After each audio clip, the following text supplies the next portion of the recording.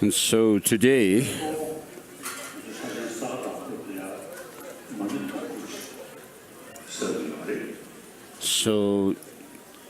every year during this month of Saka Dawa, the Vaisak month, we recite and actually collect the recitation of the Om Mani Padme Hum mantra.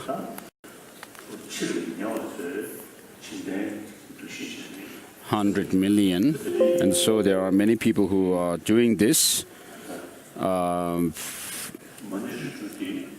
in many different places, and so the money pill that is actually blessed through the recitation of this 100 million mantras is also distributed everywhere. And for this recitation, for this practice, we have a text that was compiled by the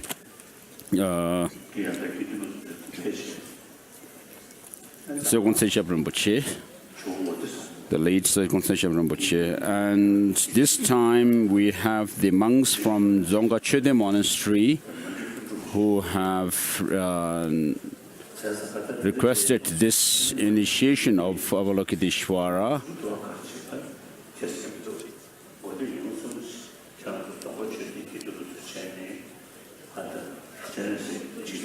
So for the first 3 days, when we do the 24-hour recitation for the next 7 days or so, the Dzongkha Chöde monks could participate in it during the first 3 days. So the ritual itself is not so important, the words are not important, but you have to actually reflect on the meaning of the practice that you do in relation to Avalokiteshvara. And so the main practice is bodhicitta and that of the view of emptiness. So within the practice of the view of emptiness, from within the state of meditation on emptiness, you arise into a deity, and so whichever text you use may not make a difference if you could do the main practices of bodhicitta and the view of emptiness.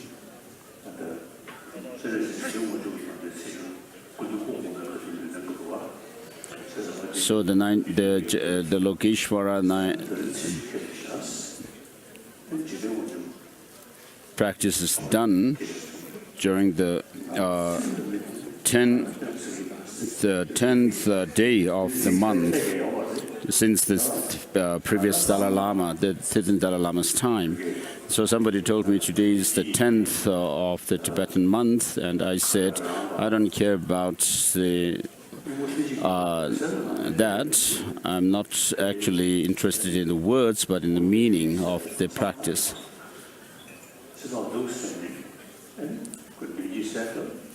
So when you recite the Om Mani Padme Hum mantra, you need also to do the front generation of the deity, Avalokiteshvara.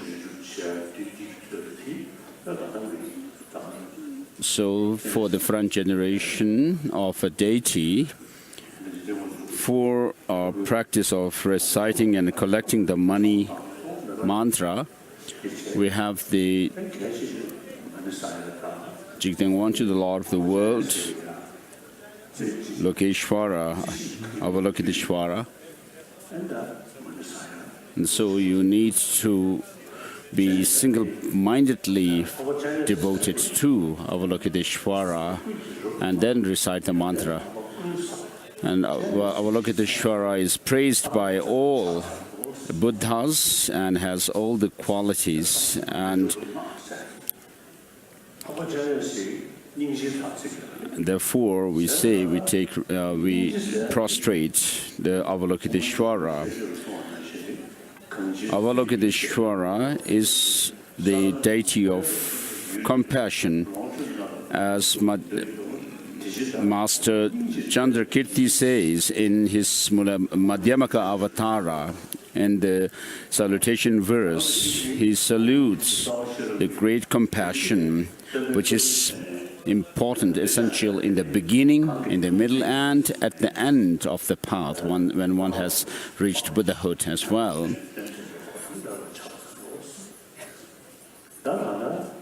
And Master Nagarjuna also praises the Buddha by saying, I prostrate or pay homage to the Gautama, who, moved by his compassion, taught us the sacred dharma and so forth. So within the teaching of the Buddha, there is practice which we do only in relation to the Sutrayana, and so the three turnings of the wheel of Dharma were given within the Sutrayana system. And then for those with pure karma, the Buddha arose in the form of the chief deities of a mandala and gave teachings too. And so that is a teaching which pertains to this specialized teaching. So the specialized and the general structure of the teaching of the Buddha are terms which were coined by Nyengwen Sungrapa.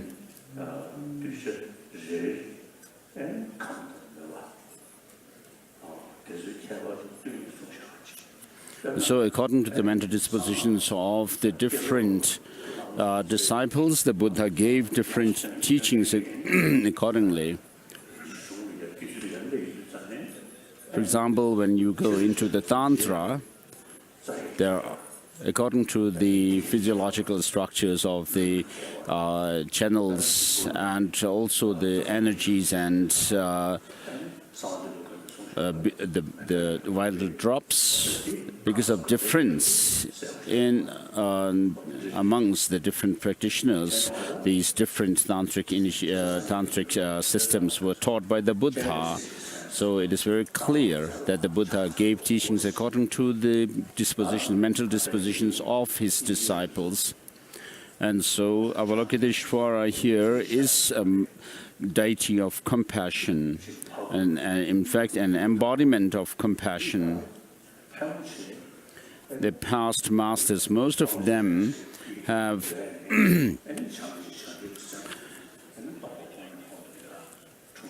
meditated on Avalokiteshvara as their main deity and then progressed through the path and the grounds. So we do the practice of reciting and collecting the money, the Om Mani Padme 6-syllable mantra. That's the main purpose here, that we are doing this initiation also. And then with regard to the initiation rite,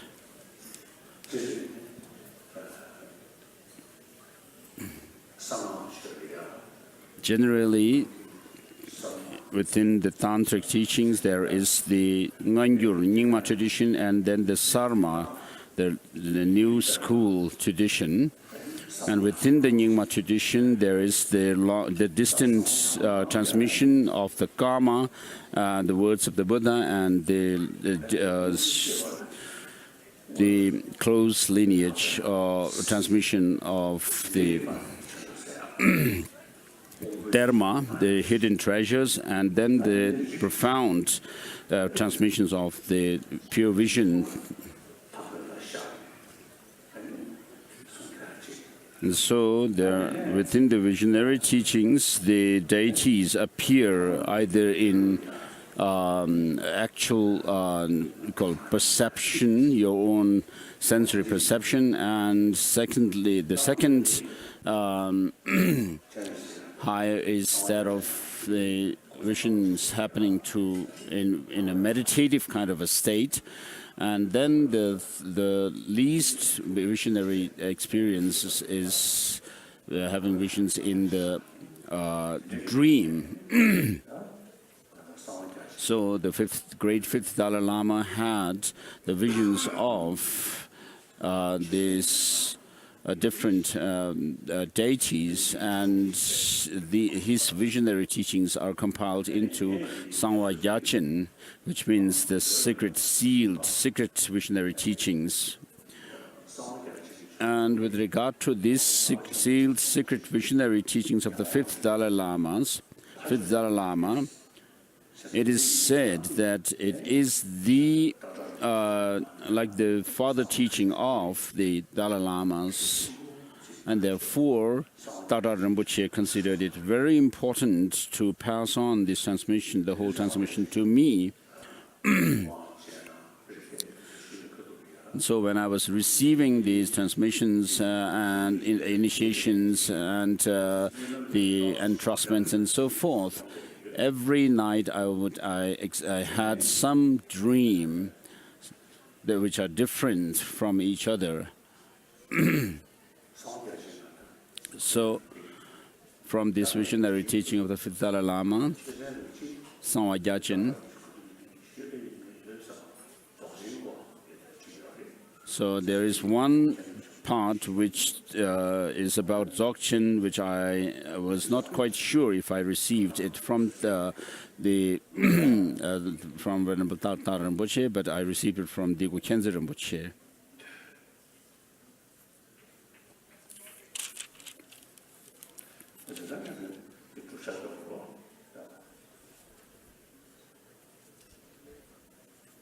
So first I have to do the preparatory ritual.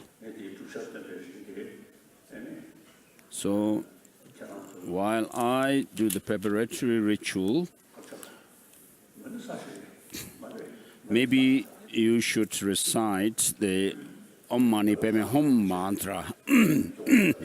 Not to recite it quite quickly, because if you recite the Mani quickly, then you would be actually saying Mani, Mani, Mani, and leaving out the other syllables, and then it would seem like you are actually counting money in English language.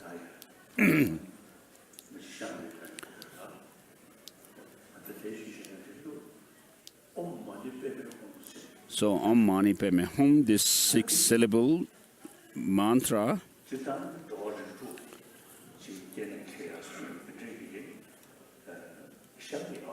so of course there is the explanation where the 6 syllables are related to the 6 realms, beings of the 6 realms of existence. But I usually explain this mantra by saying that Om is the initial syllable of mantras. Even in the non-Buddhist traditions, they do recite this Om syllable. And according to Buddhism, Om is comprised of 3 letters, A, U, and Ma in Sanskrit. And so which actually represents the body, speech, and mind. So all beings, Buddhas and sentient beings, have the body, speech, and mind. And so on the basis of these, we designate the enlightened beings as Buddhas and unenlightened ones as sentient beings. Though the mind is naturally pure in its basic state, but it is covered by those of the defilements which are temporary. So there are 2 states that we can talk about. One state of the mind where the mind is affected by these defilements, but these defilements can be overcome. And what actually can overcome that is the understanding or the insight into reality of things. And so there is an antidote to the defilements. And the antidote here is in the mantra is represented by or shown by Mani, which is the jewel, and Padma. So the Mani represents or shows that of both the method, and Padma shows that of the wisdom.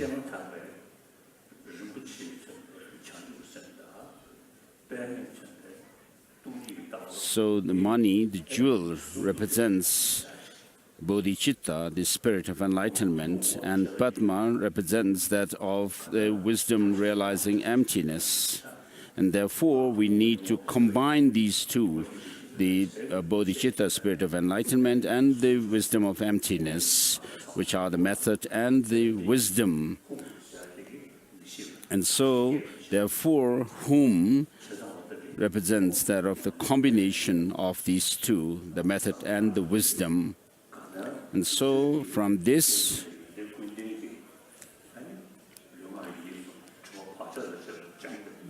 through the practice of the combination of the method and wisdom, which are the bodhicitta and the wisdom of realizing emptiness, without separating these two, the method and the wisdom, then your body, speech, and mind, which are impure now as sentient beings, can actually can be transformed into pure body, speech, and mind of a Buddha. So the body, speech, and mind, which is represented by the Om.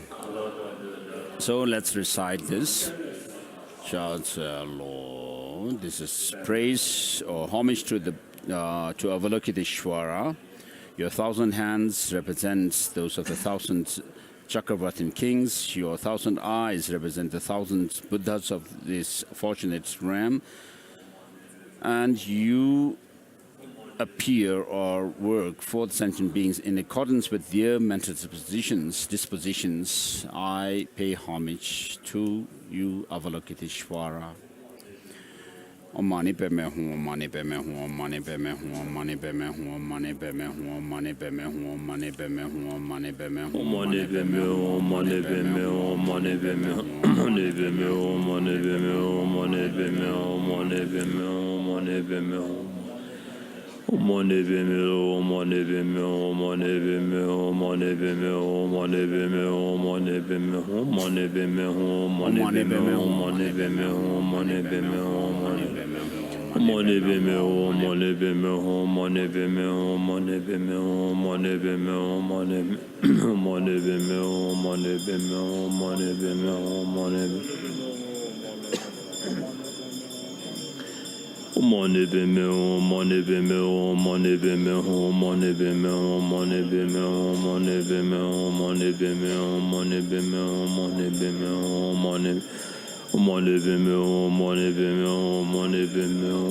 be me, oh, money be me, oh, money be me, oh, money be me, oh, money be me, oh, money be me, oh, money. Money be me, oh, money be me, oh, money be me, oh, money be me, oh, money be me, oh, money be me, oh, money be me, oh, money be me, oh, money be me, oh, money be me, oh, money be me, oh, money. Money be me, oh, money be me, oh, money be me, oh, money be me, oh, money be me, oh, money be me, oh, money be me, oh, money be me, oh, money be me, oh, money be me, oh, money. Money be me, oh, money be me, oh, money be me, oh, money be me, oh, money be me, oh, money be me, oh, money be me, oh, money be me, oh, money be me, oh, money be me, oh, money. Money be me, oh, money be me, oh, money be me, oh, money be me, oh, money be me, oh, money be me, oh, money be me, oh, money be me, oh, money be me, oh, money be me, oh, money be me, oh, money. Money be me, oh, money be me, oh, money be me, oh, money be me, oh, money be me, oh, money be me, oh, money be me, oh, money. Money be me, oh, money be me, oh, money. Money be me, oh, money be me, oh, money be me, money be me, oh, money be me, money be me, oh, money be me, oh, money be me, oh, money be me, money be me, oh, money. Money be me, oh, money be me. Money be me, money be me, money be me, money be me, money be me, money be me, money be me, money be me, money be me, money be me, money be me, money be me. Money be me, money be me, money be me, money be me. Be me, money be me, money be me, money be me, money be me, money be me, money be me, money be me, money. Money be me, money be me, money be me, money be me, money be me, money be me, money be me, money be me, money be me, money be me, money. Money be me, money be me, money be me, money be me, money be me, money be me, money be me, money be me, money be me, money be me, money be me, money be me, money. Money be me, money be me, money be me, money. Money be me, money be me, money be me, money be me, money be me, money be me, money be me, money be me. Money be me, money be me, money be me, money be me, money be me, money. Money be me, money be me, money. Money be me, money be me, money be me, money be me, money be me, money be me, money be me, money be me, money be me, money be me, money be me, money. Money be me, money be me, money be me, money be me, money be me, money be me, money be me, money be me, money be me, money be me, money be me, money. Money be me, money be me, money be me, money be me, money be me, money be me, money be me, money be me, money be me, money. Money be me, money be me, money be me, money be me, money be me, money be me, money be me, money be me, money. Money be me, money be me, money be me, money be me, money.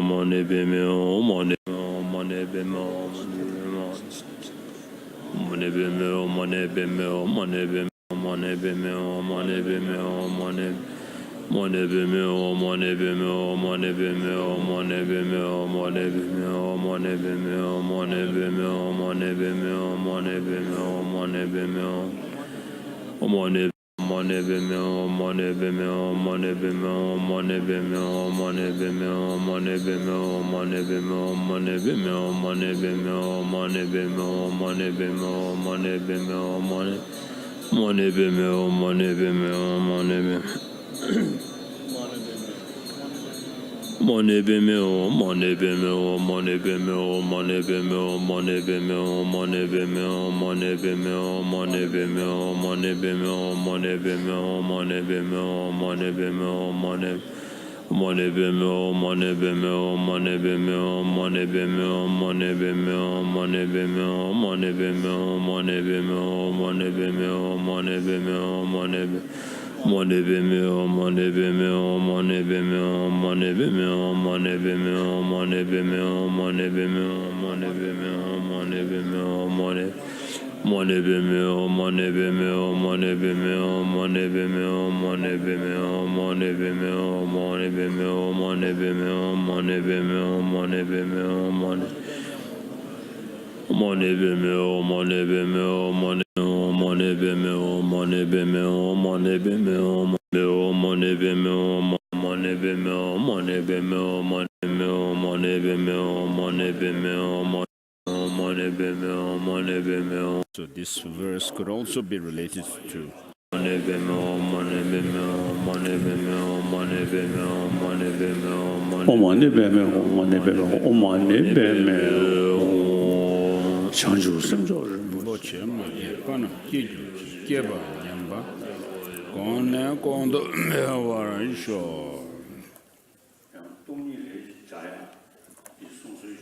So this verse could also be related to the view of emptiness.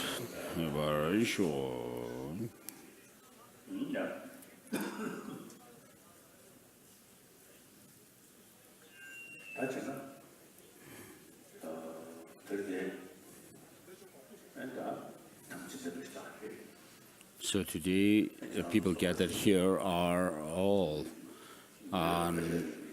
those who keep the samayas. Well, and the Dzongkha monastery, for generations, some generations, have taken care of the Avalokiteshvara statue, Wadisangpo, which is to the right of His Holiness, towards the back. And then after we suffered turmoil in Tibet, it was brought to India and to Dharamsala. And when Dzongkha monastery, the monks were just leaving for South India, a divination was done whether to send this statue of Vadisangpo, Avalokiteshvara, with the monks of Dzongkha, or to keep it here. And then the divination showed that it should stay here.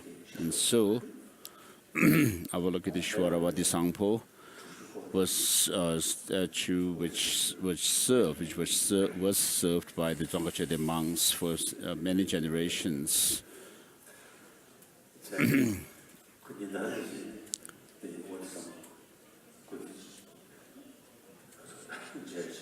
So I have kept this one with me, and I always have a look at Vadisangpo. So monks of Dzongkha, they used to say that sometimes the face changes. So when I look at Vadisangpo, the face sometimes changes, even during a single prayer to him, single session of prayer to Vadisangpo. So Vadisangpo stays with me inseparably. So I feel very fortunate. You have written a history where you said that during the great fifth Dalai Lama's retreat on Avalokiteshvara,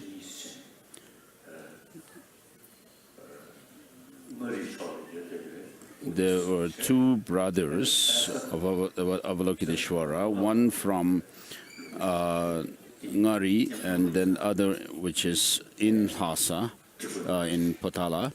And so the great fifth Dalai Lama put these two statues together and did retreat. And during those retreats, he received lots of visions, pure visions, in which he saw the deities. So this particular initiation actually happened in such a way that Songtsen Gampo emanated or emerged from the heart of Vadisangpo, and then the initiation was conferred. So sometimes I see Vadisangpo statue to be smiling. I don't have the meditative kind of a pure vision of this Sangpo, but I do have visions in dreams. So after coming into exile in India, when I was in Swag Ashram, before moving to the current residence, I saw myself going to the Chokhang Cathedral in Lhasa, and in the dream I saw Avalokiteshvara, which is called Rangjung Ngadin, the one with Avalokiteshvara with the 5 self-emanations. And Avalokiteshvara Rangjung Ngadin was actually winking at me. and actually beckoning me to come. And then I went up and I actually hugged Avalokiteshvara by his neck. And Avalokiteshvara, Rangjung'a then told me to keep up with your diligence without feeling tired, without a sense of tiredness, and be perfect your efforts. And then after that dream, the statue of Avalokiteshvara was actually, that statue of Avalokiteshvara, Rangjung'a then was destroyed amongst other statues. And so Rangjung'a then actually told me to keep up with and strengthen my diligence, perseverance, without any laziness.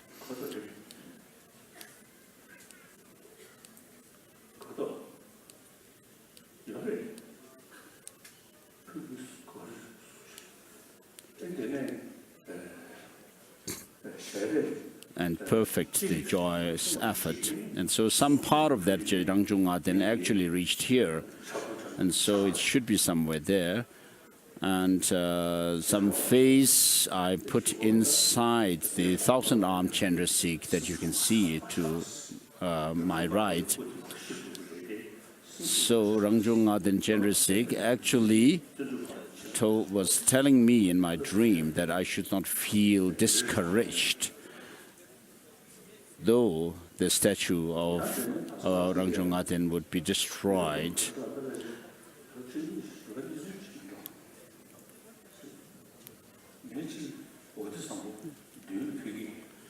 And one time I had a dream where Avalokiteshvara Vati Sangpo was going in front of me, and I was behind him, and I was asking, we were talking to each other, and I asked him whether he realized emptiness or not. And he said, yes, I do. And then I asked whether you realize emptiness directly? And he said, yes. So I had no real kind of a respect to Vati Sangpo, but we were talking as if talking between two persons. And so it shows, in a way, I have some karmic connection with Vati Sangpo, Avalokiteshvara Vati Sangpo. So Dzongkha Chöde, you are the ones who were the caretakers of Vati Sangpo. And so you have requested this initiation from me of Jigten Wangchuk, the Lord of the Universe, or Lord of the world. So some broken part of the Rangjung'a Den Chandrasekhar is brought to His Holiness, and His Holiness asked to keep it on the table to his right. So this is the face of Rangjung'a Den Avalokiteshvara. This is one of them, and one face I actually put as inside the 1,000-armed Chandrasekhar.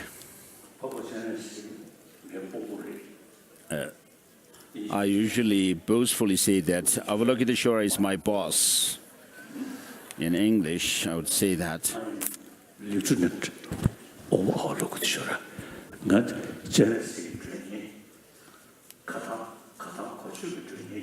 So I am an efficient messenger of Avalokiteshvara. So I have done my best, and we could see some result of my effort.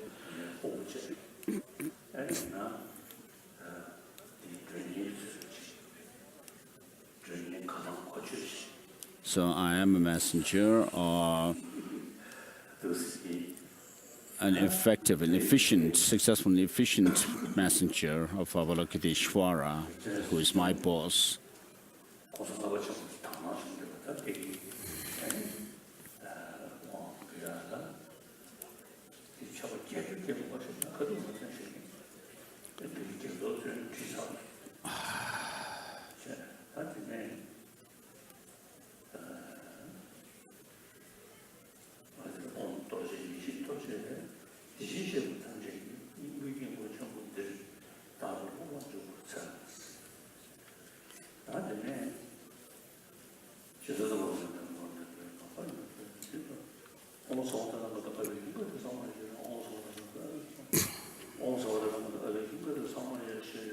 So part of the ritual, the empowerment is three parts: generating the mandala, the special reflection, establishing and offering the mandala of special concentration, and extensive divisions of the powerful ritual, empowerment ritual that ripens the disciples. Please repeat these lines through our compassion in order to develop, liberate sentient beings. We seek the ripening and liberating Mahayana. Please bestow that upon me.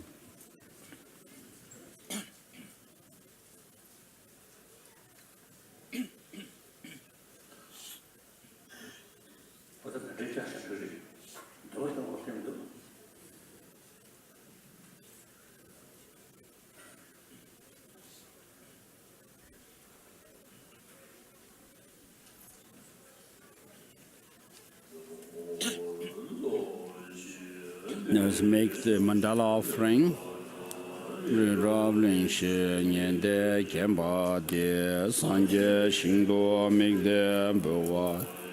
This ground and honored with perfumes, tuned with flowers, adorned with Mount Meru, the moon, the four continents, the sun and the moon. I imagined it as a Buddha field, this as a Buddha field, and offer it to you. May all beings enjoy the pure land.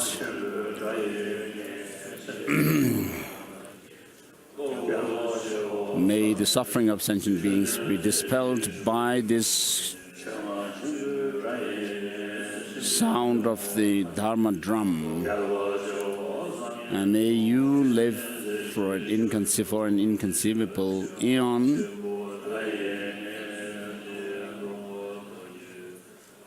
and give teachings to us.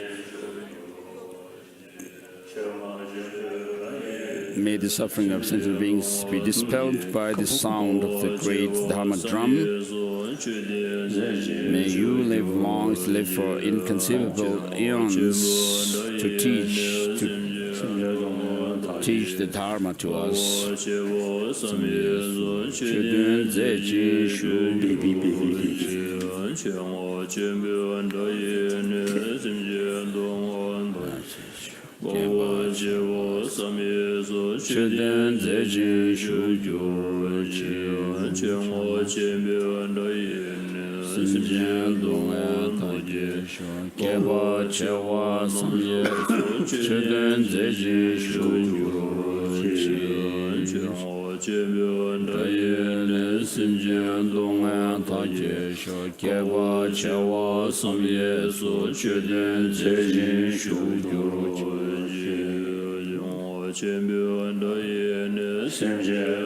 May the sound of the great Dharma drum dispel the suffering of all sentient beings, and may you live for inconceivable eons to give teachings.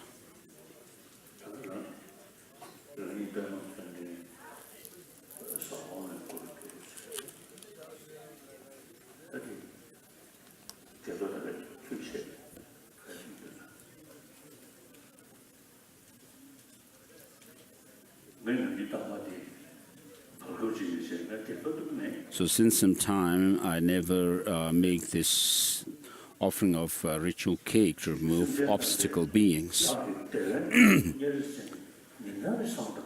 On a daily basis, I meditate on bodhicitta and say that I call upon sentient beings as my guests. And as it is said in Bodhisattva Charyavatara, in the presence of the Buddhas, I call upon all beings to the state of Buddhahood, and in the meantime to have happiness. May gods, Asuras, and so forth be happy.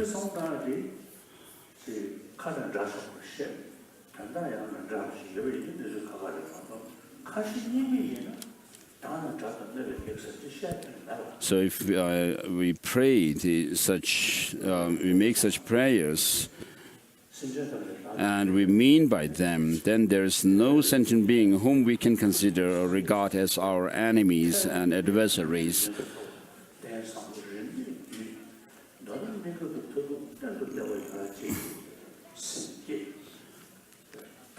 So having developed bodhicitta to benefit all sentient beings in the temporarily and in the long run,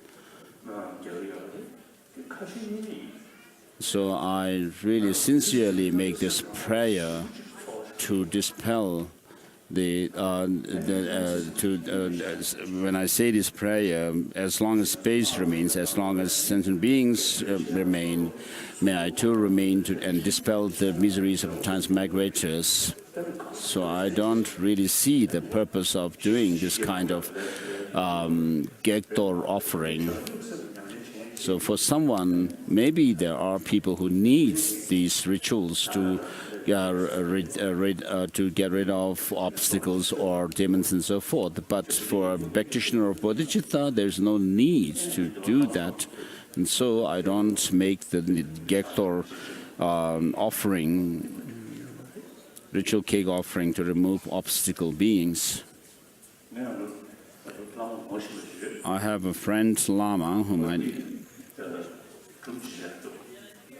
there's a story that he has to tell.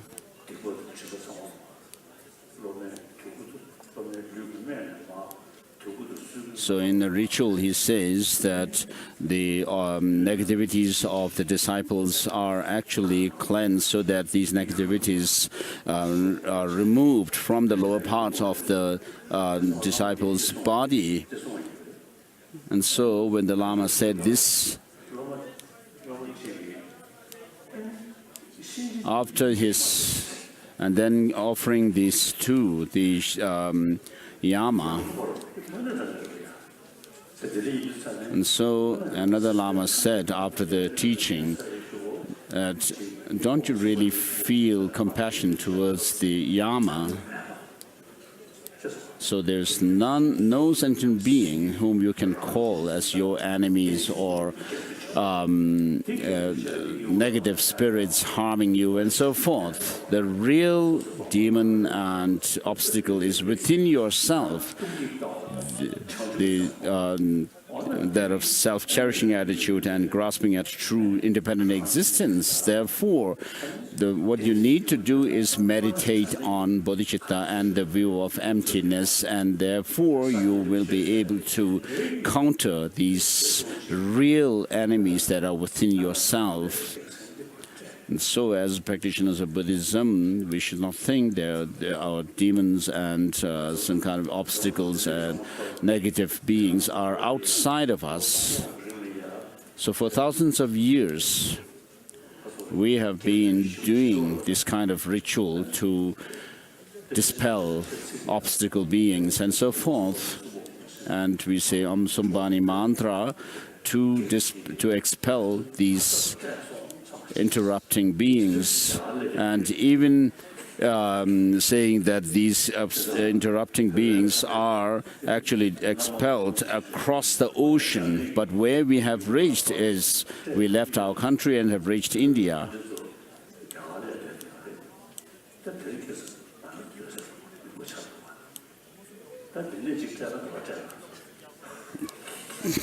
So the Tibetan deities and spirits today live in India, And now where are we going to expel them from here?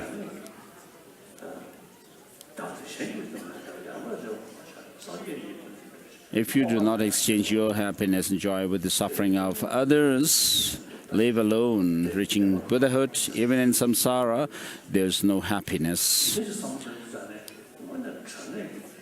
And which intelligent person would despair riding the horse of bodhicitta, which leads one from bliss to bliss?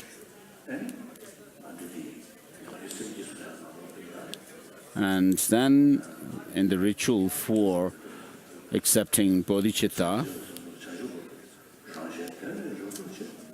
it says that I shall generate bodhicitta in order to fulfill the interest of myself and others. And therefore, what this shows is that bodhicitta is the factor that you practice for your sake as well as for the sake of others.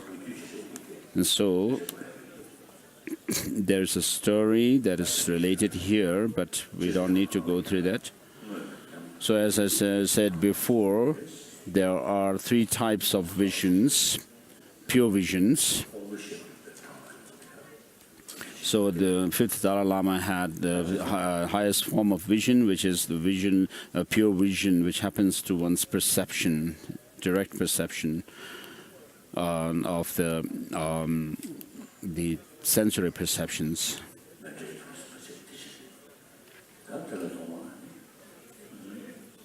So we have made the mandala offering.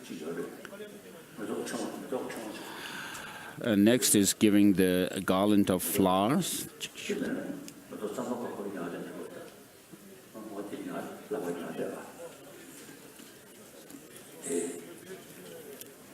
Otherwise, you can keep the other mandala.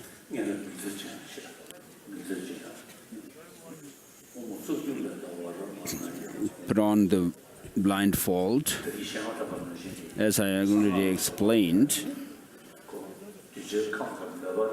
the tantric teachings, the sacred mantrayana teachings,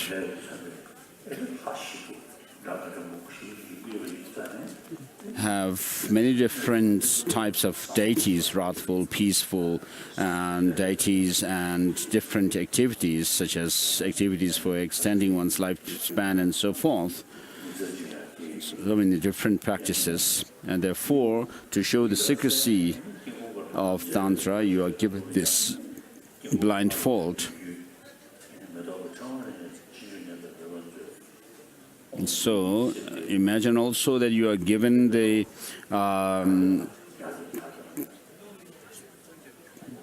flower, garland of flower, which you would be offering later to the deities of the mandala.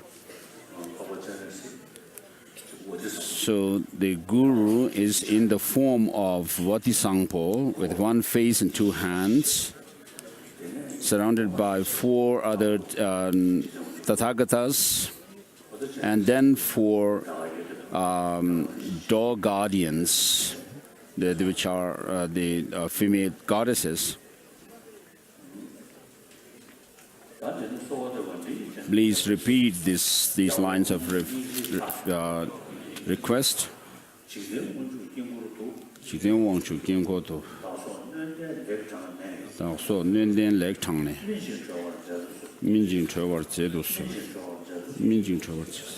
Please ripen and liberate us by leading us into the mandala of Avalokiteshvara.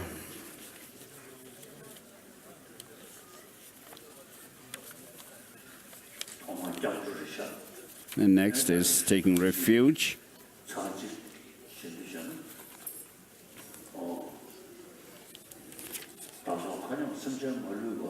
All sentient beings, myself and others, to the host of deities of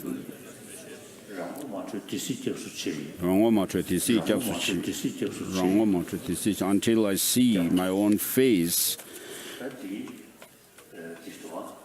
I take refuge.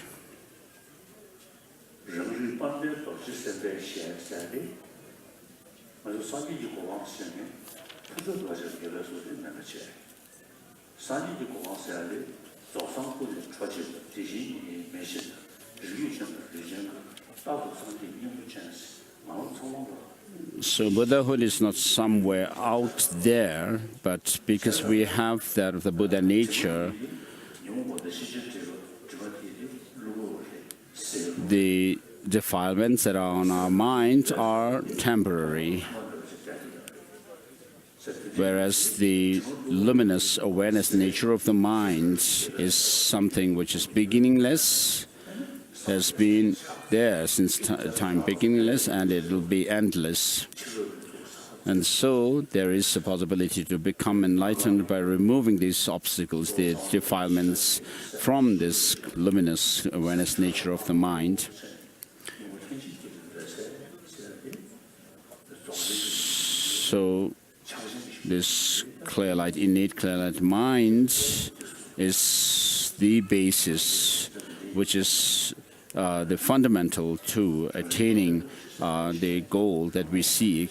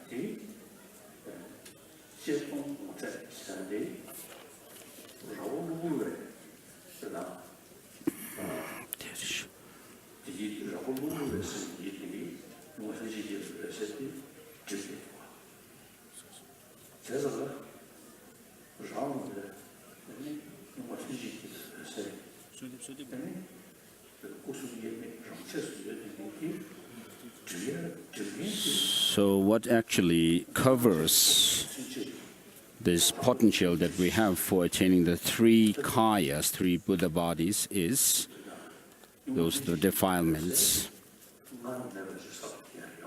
The clear light mind, which is innate, we cannot attain it newly.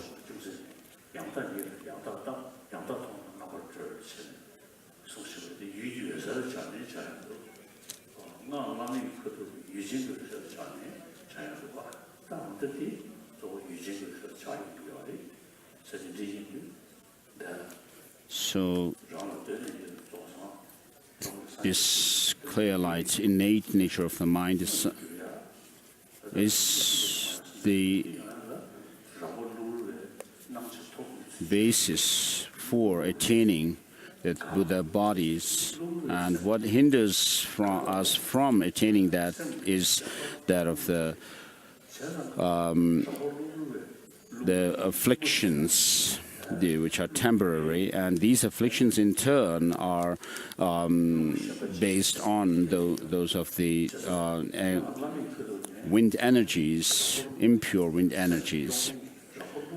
And the movement of the mind also happens because of these wind energies. And so the adventitious wind energies and the mind are dissolved.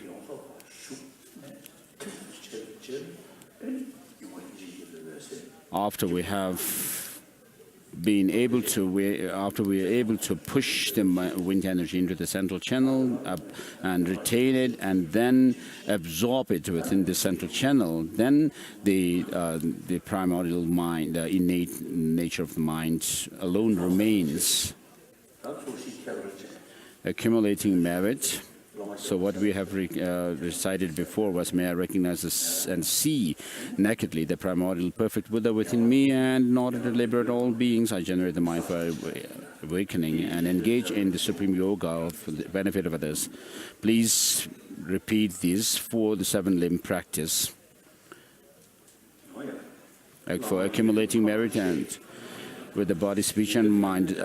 I bow respectfully to the Lama, Yidam, and Dakinis, Tathagatas, who are seated on sun, moon, and lotus cushions. I present you with the outer, inner, and second offerings, confess all transgressions as well as non-virtues and obscurations, and rejoice in the practice of Tantra. I request you to turn the Tantric wheel that leads to ripening and liberation, and to not enter into Nirvana. I dedicate my virtues to attain enlightenment for the benefit of all beings. May I realize the perfect Vajra Yoga. And next is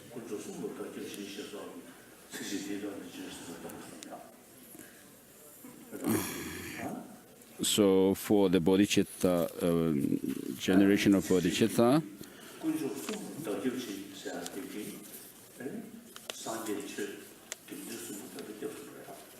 we'll use this text which says, I seek refuge in the three jewels. So the three jewels are the Buddha is the teacher, the Dharma jewel as the actual refuge, and the Sangha jewel as the assistance on the path. So the purpose of taking refuge in them is all sentient beings across the expanse of space, infinite as the expanse of space, to lead them to that state of Buddhahood. For that reason, you take refuge in the three jewels until you reach enlightenment. So, not only saying that I will take refuge until I reach liberation. And so when you say, I take refuge until I reach enlightenment, Buddhahood, that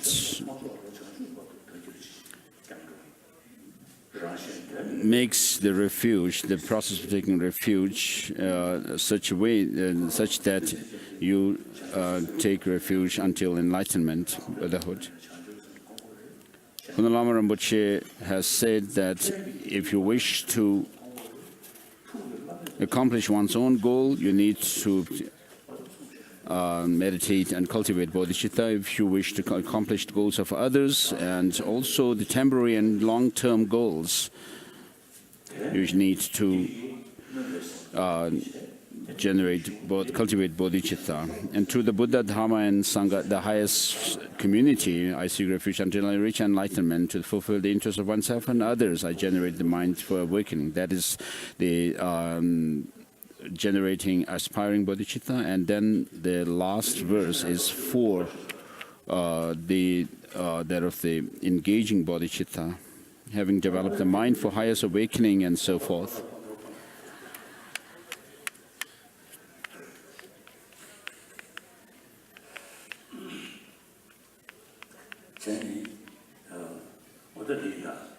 Please repeat.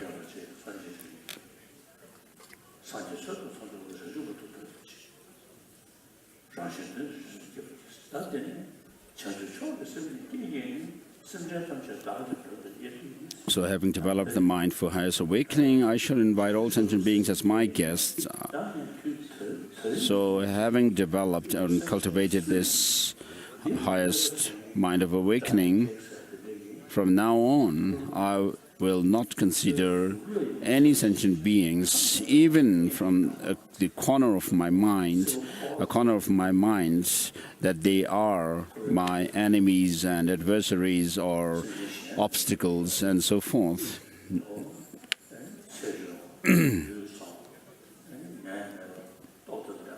So for their longevity and strength and health, good health without sickness,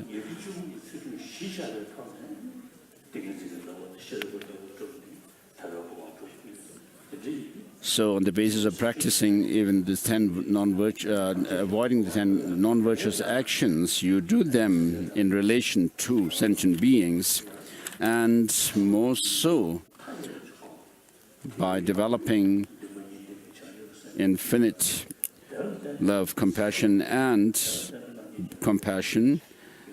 then develop that of bodhicitta, thereby treading the path and the paths and the grounds culminating in Buddhahood, and therefore for achieving one's own goal and having developed the mind for his awakening, I shall invite all sentient beings as my guests. I shall engage in the delightful, sublime, enlightened conducts. So the Bodhisattva practices are called the sublime, enlightening conducts. So from now on, even you feel determined that you will consider bodhicitta as precious as your own life. So all sentient beings across the expanse of space are equally in wanting happiness and not wanting suffering. So we're all related, and therefore in order to think that you will lead all sentient beings to that state of omniscience and therefore generate bodhicitta and take bodhisattva vows. I seek refuge in the three jewels. I confess each and every misdeed. I rejoice in the virtuous deeds of all beings. I take to heart Buddha's enlightenment. To the Buddha, Dharma, and highest assembly, I seek refuge until I reach enlightenment. To fulfill the interests of oneself and others, I generate the mind for awakening. Having developed the mind for highest awakening, I shall invite all sentient beings as my guests. I shall engage in the delightful, sublime, enlightening conducts. May I attain Buddhahood to benefit all sentient beings. Repeat again, I seek refuge in the three jewels. I confess each and every misdeed. I rejoice in the virtuous deeds of all beings. I take to my heart Buddha's enlightenment. To the Buddha, Dharma, and highest assembly, as I seek refuge until enlightenment's reach, to fulfill the interests of oneself and others, I generate the mind for awakening. Having developed the mind for highest awakening, I shall invite all sentient beings as my guests. I shall engage in the delightful, sublime, enlightening conducts. May I attain Buddhahood to benefit all sentient beings. So we finish 2 times, repetition.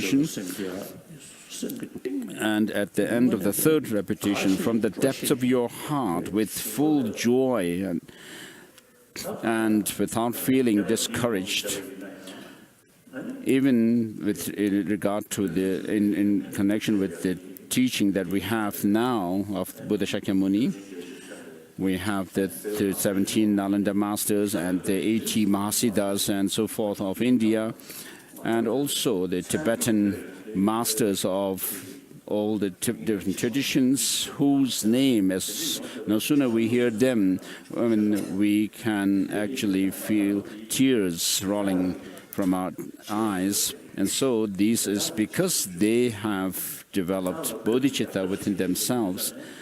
And therefore, I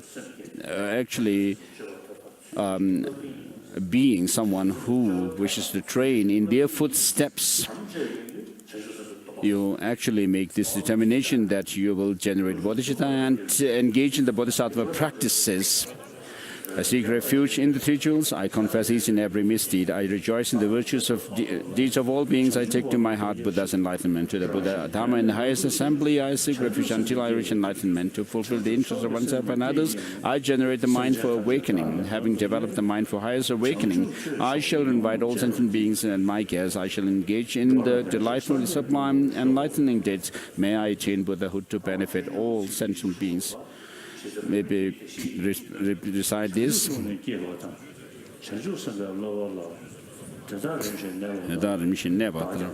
Just as all the Buddhas and Bodhisattvas have generated bodhicitta and accordingly trained on the bodhisattva path, likewise I will do so.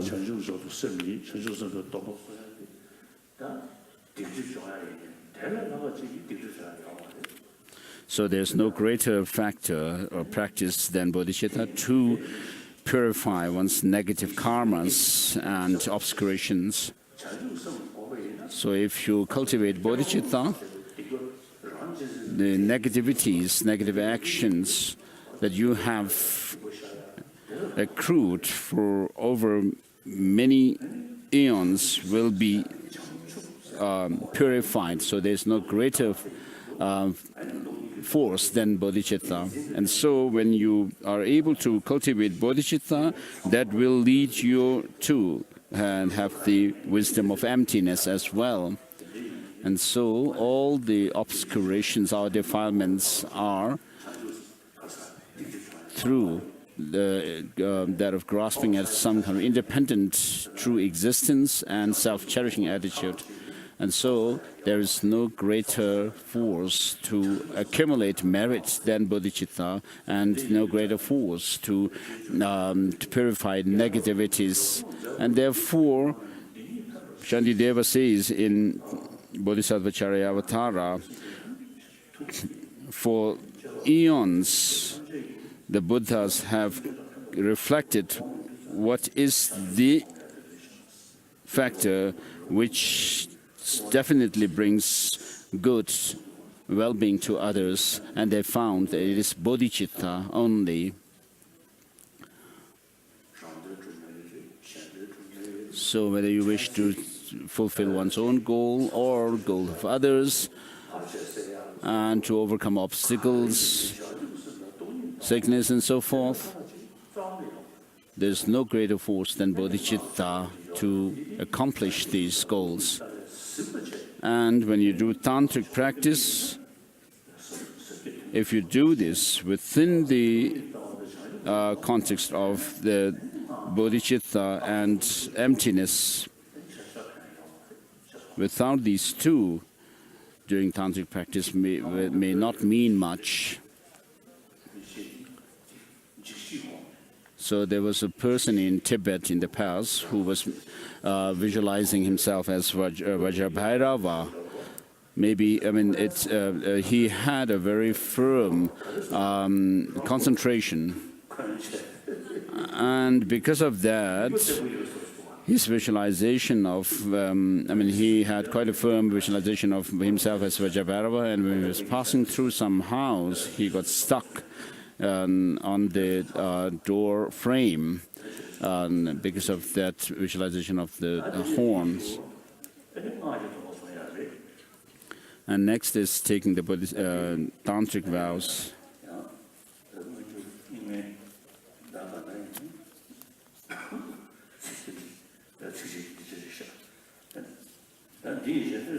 Please repeat these lines for tantric vows. Ho. Buddhism of the 10 directions 4 times. Host of deities of Mahakaruneka, who brings together the Tathagata families, conferring empowerment within the great self-arisen mandala. Please listen to me with affection and pay attention to me. From now on until enlightenment, I take refuge in the unsurpassable rituals and hold the supreme mind of enlightenment without deterioration. I hold without exception the samayas of the 5 Tathagata families, which are the roots of the Vajra essence. As the spontaneous samaya of the Tathagata family, I keep without exception the 3 precepts of the 3 objects of refuge. As the samaya of the unchanging Vajra family, I will not be separated from these 3 seals. As samaya of the wish-fulfilling jewel family, I will actively practice the 4 types of giving. And as the samaya of the Immaculate Lotus family, I will maintain the sublime dharma. As samaya of the manifold karma family, I will keep all samayas and vows of and make offerings. I will keep the special samayas of the divine mantra, the great bliss, and Vajra. In union with my 3 doors, I will keep the 5 samayas, each of what is to be understood, what is to be not to be rejected, what not to be adopted, or what to be adopted, what to be practiced, and what to be engaged in, together with the 28th root.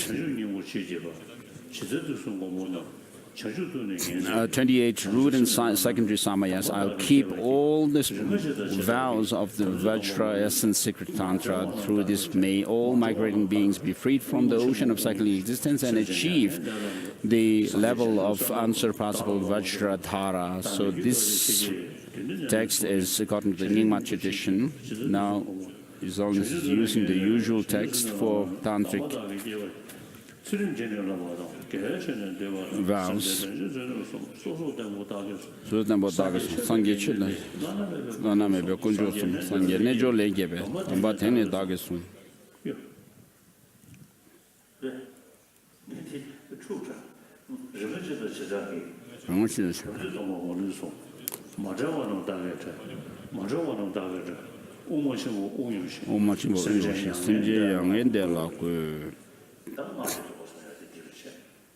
So that completes the taking the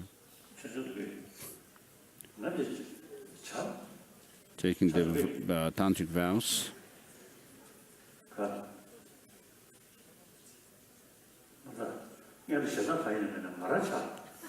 Do I have a tea? His Holiness is asking.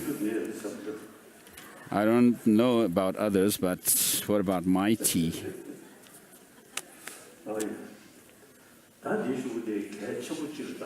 And next is a very important point, which is the all-encompassing yoga mind. Generating the all-encompassing yoga mind. So this is very important practice. I do this every day. As soon as I wake up,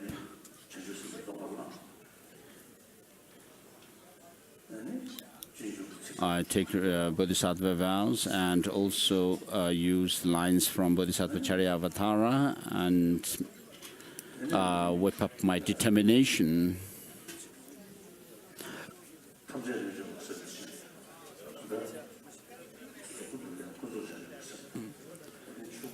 So within this all-encompassing yoga mind, you have the two factors or principles for the two Buddha bodies, the Rupakaya, or the physical dimension of the Buddha body, and then the Dharmakaya. And so bodhicitta is for Rupakaya, and the emptiness, meditation on emptiness, is for the Dharmakaya. As I explained earlier, the different defilements that are within our mind can be overcome through the application of their counteracting factors, and therefore they are temporary, and therefore they can be overcome. So first, meditate.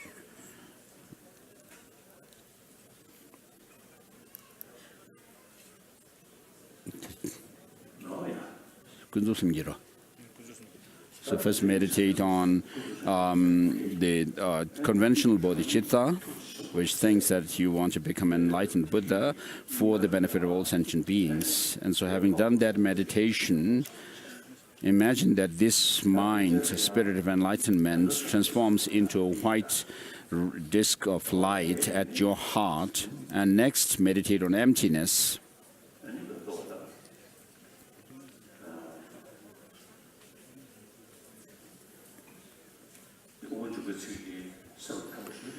So these lines from Madhyamaka Avatara are very effective for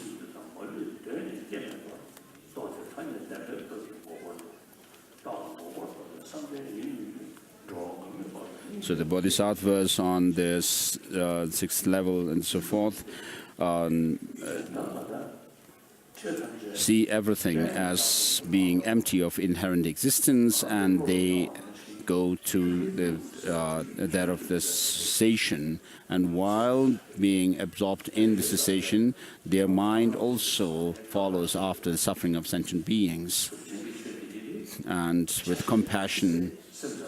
So even this quantum physicists today say that there's nothing objectively existing. And Chittamatras say, this is similar to Chittamatras, who say that once you break down things into their smaller and smaller parts, nothing whatever can be found to be that object. And therefore they say, the Chittamatras say that things that appear to be external are because of our reflection of the imprints that are left in our minds for them.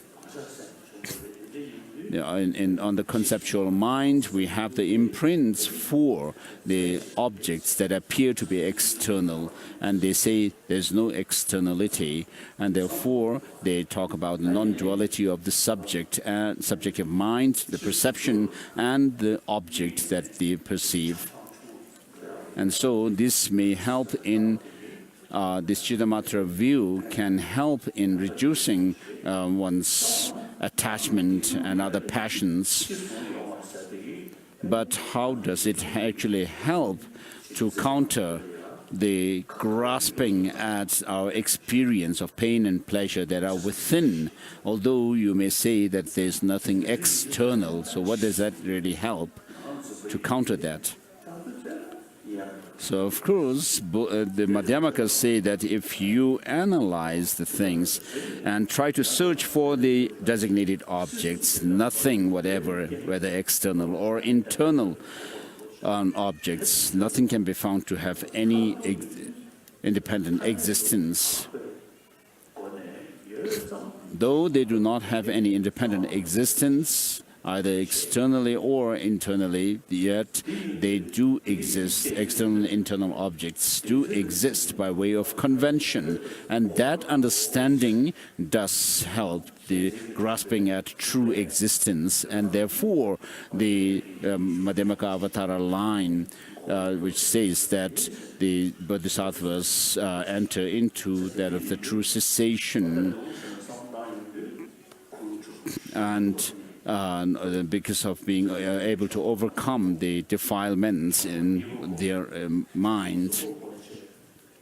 And so the Buddha, having turned the first wheel and second wheel and third wheel, as we discussed the other day, the day before yesterday,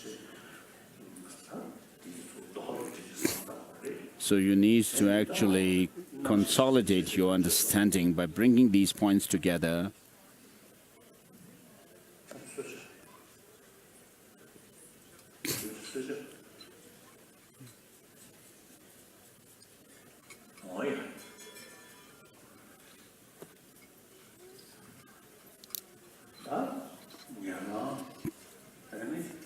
Whereas the Shravakas and Pratyeka Buddha practitioners who are fallen in the extreme of peace, the Bodhisattvas are not fallen into the extreme of peace, and therefore, though they do reach that of cessation, they are compassionate towards the helpless sentient beings, as Madhyamaka Avatara says. So now meditate on emptiness. Look at yourself and try to see where you are, who you are, as following this analysis that is given in the 22nd chapter of Mula Madhyamaka Karika, which says, neither the aggregates nor separate from it, neither the aggregates are in it, nor it is in the aggregates. What is the Tathagata? The Tathagata is not does not possess the aggregates. Who is the Tathagata?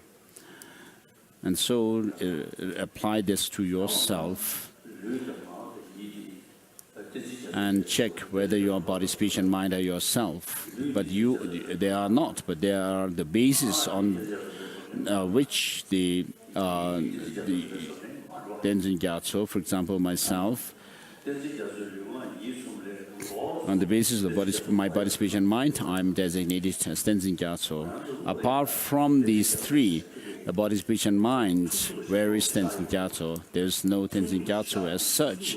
But what happens to us is Tenzin Gyatso appears as if it's something concretely there, and therefore we try to point our finger when we are asked where we are at something. But when you do this kind of critical analysis into yourself, nothing whatever can be found to be yourself. Not your whole body, not the parts of the body. And so when the parts cannot be found to be the whole body, and then you cannot also say that the whole body also has its own identity from its own side, and therefore nothing whatever can be pointed at as being this and that. My body and my mind also cannot be found under analysis, but that doesn't mean they don't exist. But how do I appear to my mind? It appears as if it exists from its own side. And therefore, as Tsongkhapa says, at some point, without alternating, but at once, and so forth, when you see that of dependent origination of things as infallible,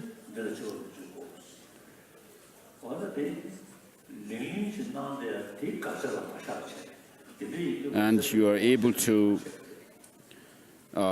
dispel or refute that of the certitude that you have, that things have some kind of an objective existence. Is this right? That at that point your analysis into the view is complete. And then Jeremiah goes on to say that further, when you dispel the extreme of eternalism through that of the appearances, and eternalism and the view, extreme view of nihilism through emptiness, you will not be captivated by the distorted views. And so nothing whatever, when you do this kind of critical analysis, can be found to be this and that. So though under critical analysis things, self and so forth cannot be found to be there as the designated objects that we search, but they do exist by way of worldly conventions. So in other words, now have this determination, the conviction that nothing whatever has any objective independent existence, just as they appear to you.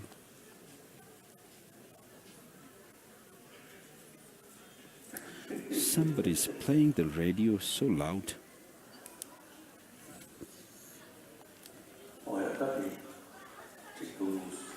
So meditate on emptiness, thinking that nothing whatever exists the way they appear to us.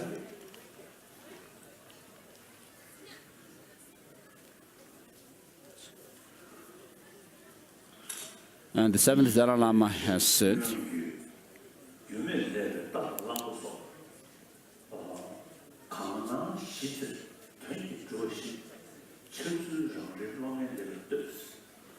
so in dream we see things as if they have some kind of objective existence, and also the magical illusions of a magician seem to be there. But these appearances, look at these appearances that happen to our minds, this flawed mind. So what appears to the distorted mind, it is very important to refute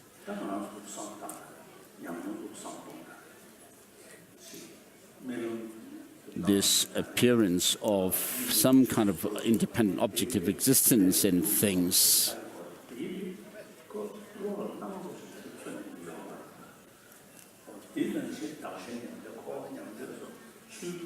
So when you look at one, whether in samsara, whether we take the objects such as self and others, or samsara and nirvana,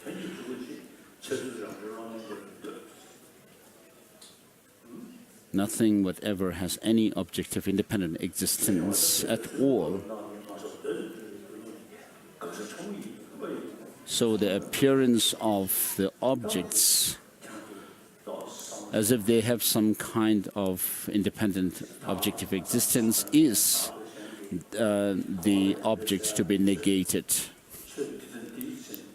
So whether yourself or others, samsara and nirvana, and whatever you think of, they appear as if they do exist from their own side, but they don't exist that way.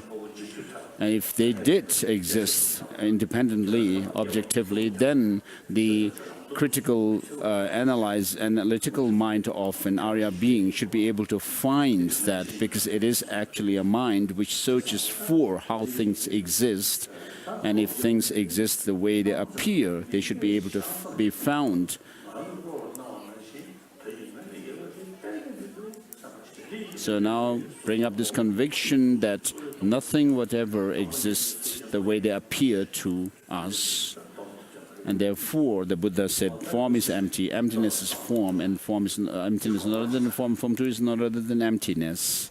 So meditate on emptiness here for a while.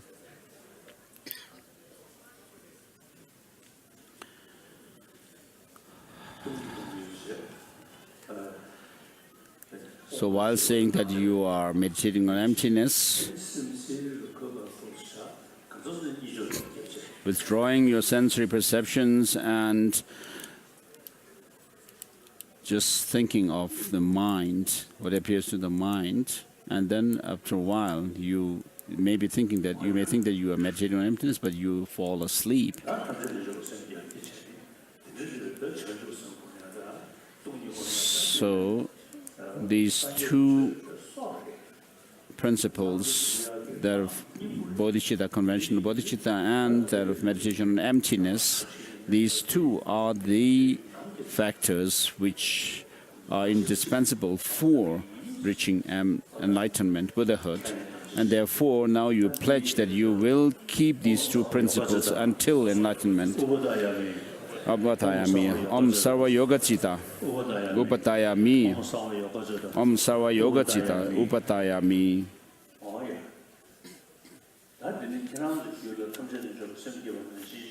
So just as you have generated these two principles of the all-encompassing yoga mind, imagine, know that at the Lama's heart too, there is the disc, moon disc, and the Vajra.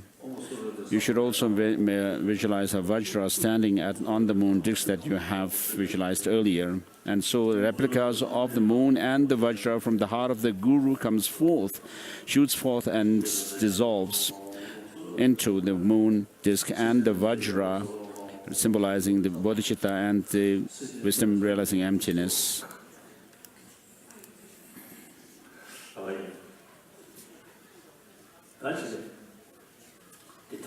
So the replicas of these two from the Guru's heart shoots forth and dissolves into the moon and the Vajra. So having generated this all-encompassing yoga mind during the while taking initiation,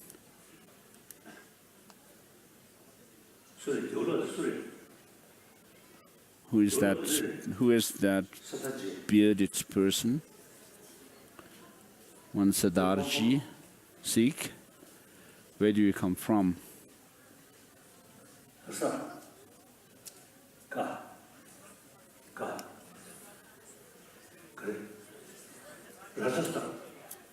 Come here. Shake hands.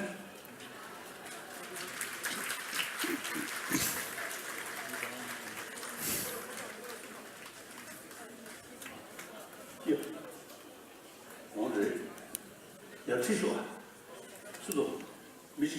Please bring him up to me.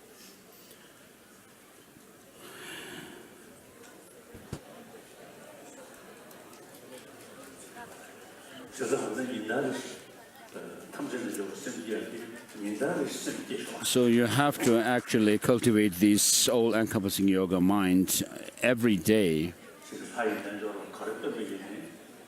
Whatever daily yoga practice you do and whatever sadhana you recite, there's always Om Svabhava Shuddha Sarvadhamma Svabhava Shuddha Ham mantra, which is meditation, shows meditation on emptiness, and as a support to that, we have that of the cultivation of bodhicitta.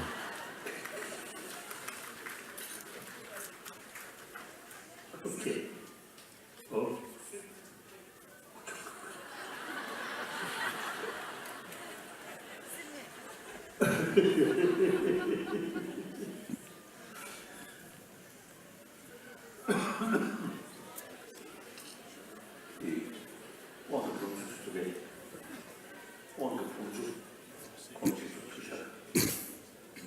His Holiness is asked to give him the blessed water from the vase that is used for the initiation.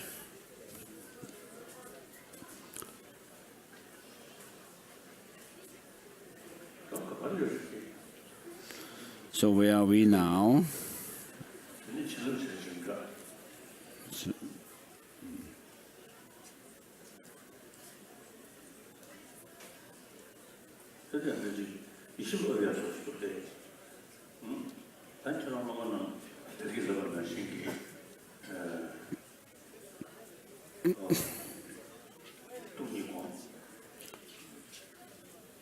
So as I explained earlier, meditate on emptiness. The disciples should do that.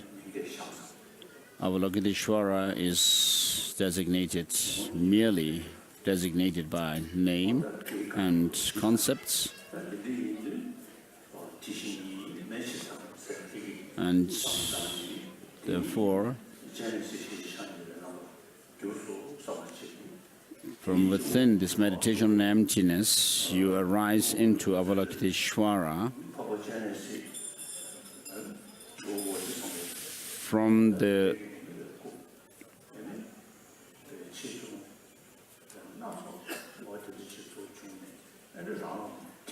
sphere of emptiness, you arise instantaneously like a fish jumping out of water in the form of great compassionate Avalokiteshvara. Your crown is sealed with the white syllable Om, your throat with red syllable I, and your heart with the blue syllable Hum. As you now have the nature of the three Vajras of the primordial wisdom of clear light, imagine that the Vajra Master makes offerings to you with the pushpe, flowers, incense, light, perfume, and food and music.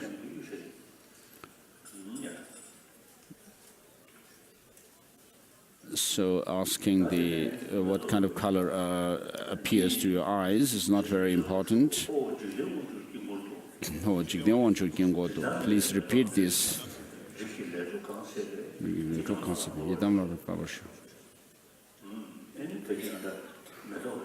So please may this flower garland fall on the deity with whom I have the karmic connection.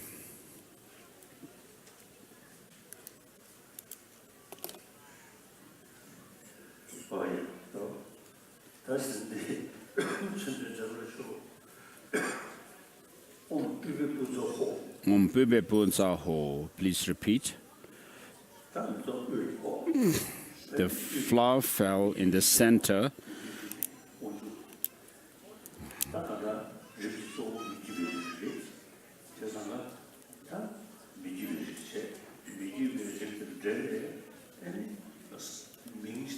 So this is the Avalokiteshvara, which is the main deity in the center of the mandala.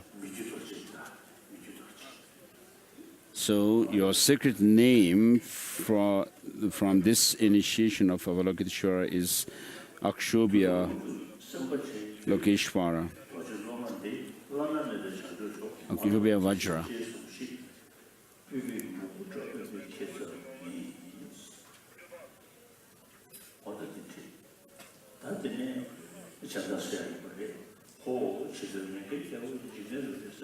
Please remove the blindfold.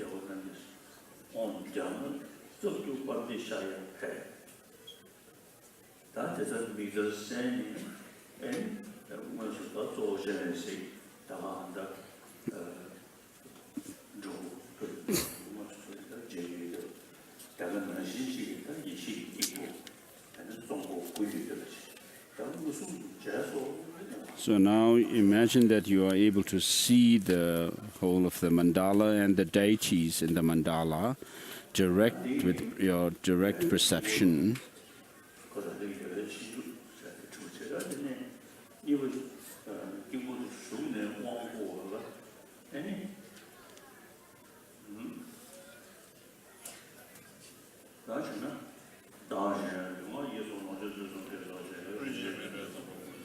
So Jabala Lama Idam Lay Solabe, the Jawanji Shimata, Chingel of the Sui, Lamgurun, and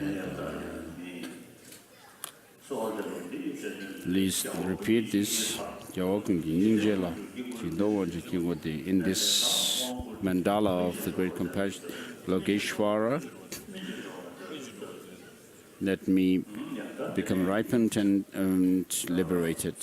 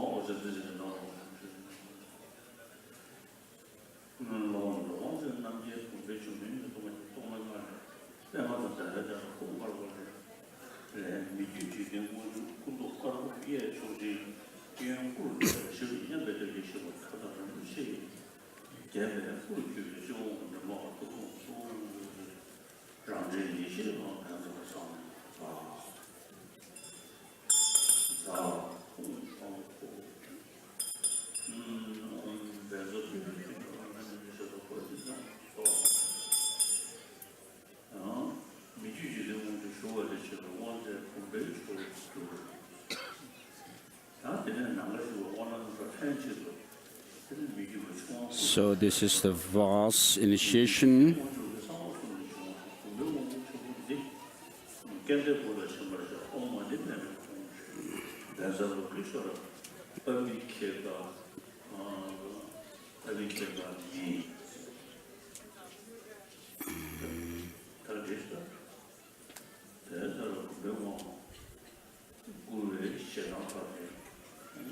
So imagine you have received a vast initiation.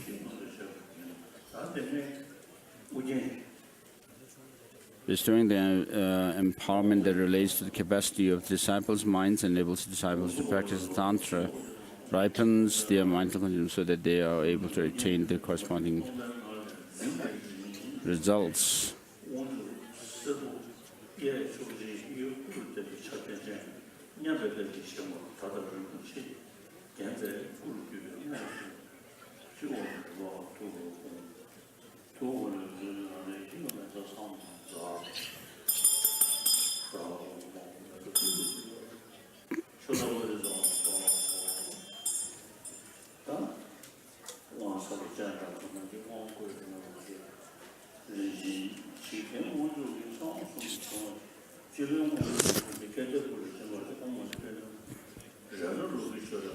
So next is Ratna Lokeshvara, the crown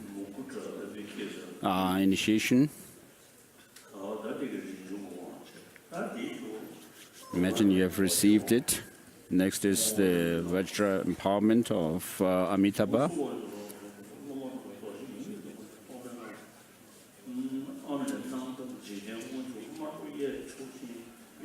So from the sphere of emptiness, you dissolve in emptiness. From the sphere of emptiness, you arise on a lotus moon cushion on which is a red syllable arm, and the syllable transforms into Empowerment-2.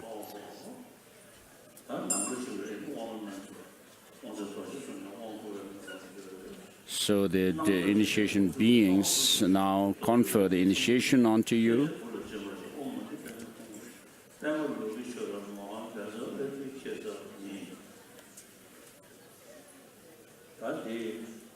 So the great Vajra empowerment, which has arisen from the three secrets of Empowerment-2, shall be given to this fortunate youth, fortunate children. Om Vani Peme Hong Tri Padma Lokeshvara.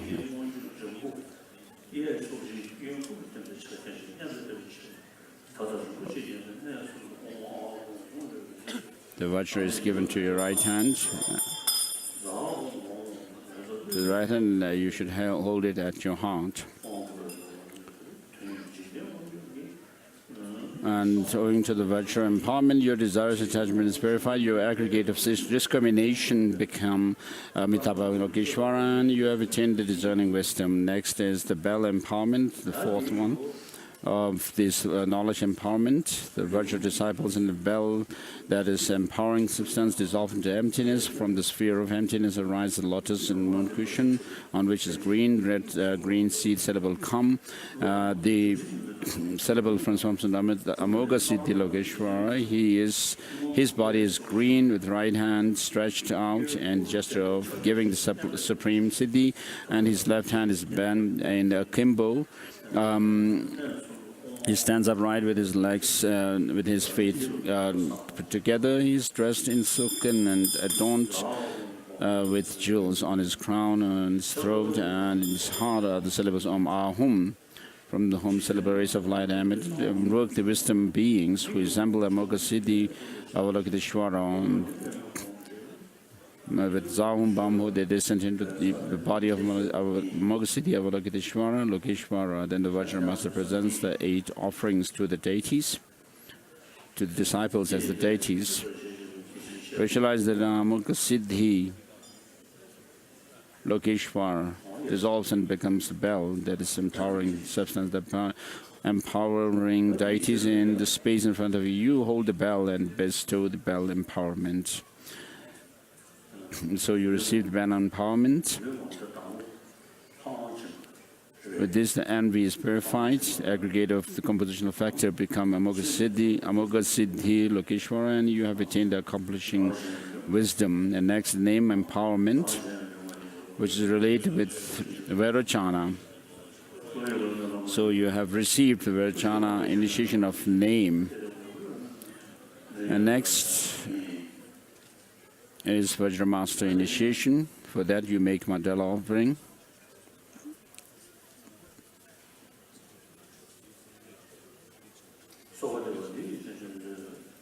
So please repeat this.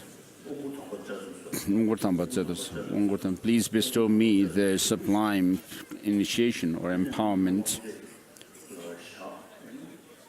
Grant me the excellent, irreversible Vajra Master empowerment.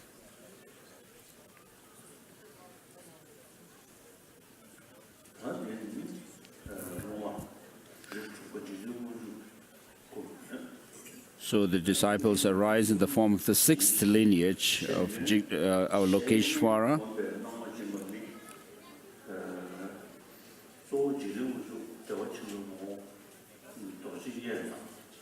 So you hold your bell in the right hand, and which the Vajra in your right hand, symbolizing that of the great bliss, and bell in your left hand, bell symbolizing emptiness. And you cross your 2 hands at your heart, showing the indivisibility or the union of the Vajra and bell, or the 2 principles. And you visualize yourself as a deity.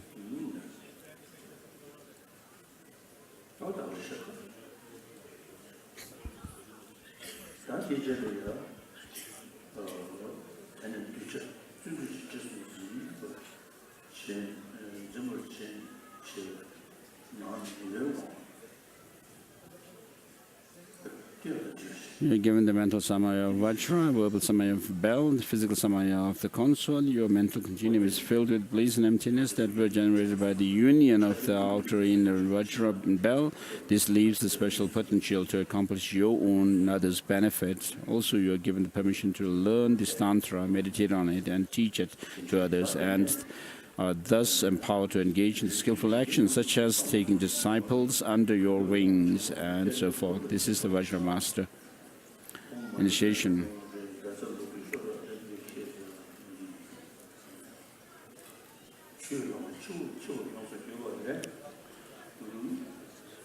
So receiving the empowerment through the water of the vase purifies the stains of your body. The remaining water gathers and overflows and gathers at the crown of your head and becomes the Lord of the Tathagata family, Amitabha, who serves as the head ornament. All the deities of the three seats of the completeness that are in the auspiciousness space in front of you dissolve into you. The deities of the mandala and the Vajramaster express auspiciousness and throw flowers so that the deities of the three seats of completeness are consecrated within you. Om Supatita Vajraya Swaha. And then you are made offerings, since you have been given the authority to reign over the three realms of existence as Dharma King. The Vajramaster presents you with the 6 offerings: flower, incense, lamp, perfume, food, and music, while making the corresponding gestures. Therefore, with regard to the outer mandala associated with the 6 Tathagata families, you are now empowered to learn about, teach, meditate, and engage in the yogic activities.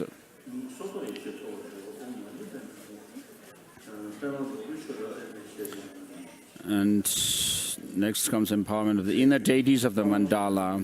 In order to be empowered with regard to the generation stage of the inner body mandala, the empowerment of the deities of the mandala, which purifies ordinary appearances, is given. Think that you are the principal deity. Replicas of the inner 9 deities of the mandala come forth like a butter lamp flame, igniting the next lamp, and the replicas descend one after another and dissolve into you at the respective points of their empowerment, so that your empowerment on you, so that you perceive whatever appears to you as sports of the kayas or of the illusion-like deities. Thereby, you have attained the special potential to accomplish your own and others' benefit. The symbol or portrait of the main deity is held at the heart tree. So, may Vajra Mahakarunika, granting the empowerment of these fortunate ones, transform their aggregates of consciousness, and may they attain the Dharmatattva wisdom. And then next is the symbol is of Empowerment-2 is the crown, and with this the aggregate of form is purified, and the mirror-like wisdom is attained. And with the Empowerment-2 symbol at the navel, the aggregate of feeling is purified, and you attain the equalizing wisdom. And then the symbol of Empowerment-2 is held at the throat, and it purifies your aggregate of discrimination. Please put on the blindfold. And then the Amogasiddhi symbol, which is touched on a sacred place, and your aggregate of compositional factor is cleansed, and the accomplishing wisdom is attained. The symbol of the goddesses of the East is held in the right, and you accomplish the peaceful activities and attain empowerment of great love, and so forth. So then the secret empowerment. So with this blessing, taking the nectar, your body is blessed, so that the channels and wind energies and the drops are revitalized, so that in the future when you do tantric practice, this helps to clear the obstacles to these channels, the wind energies and vital drops.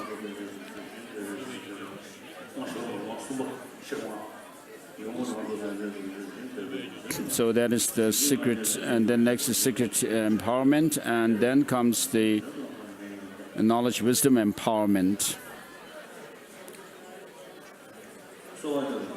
Please repeat this.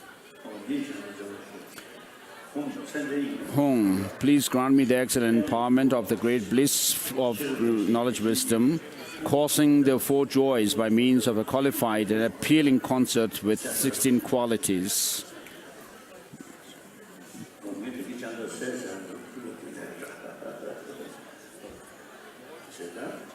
please put on the blindfold again. Please. Oh, yeah, yeah.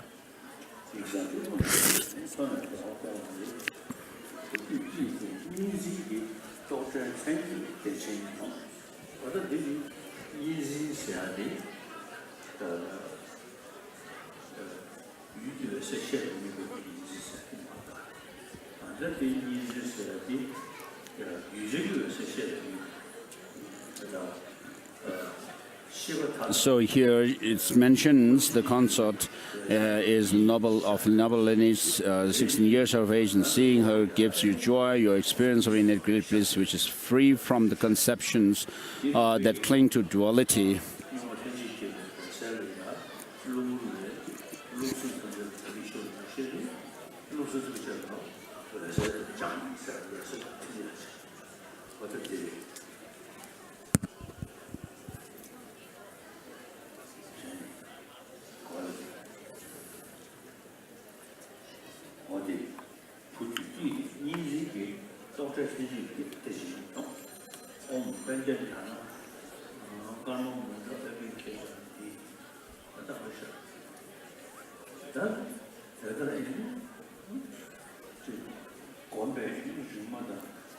So the meditated consort,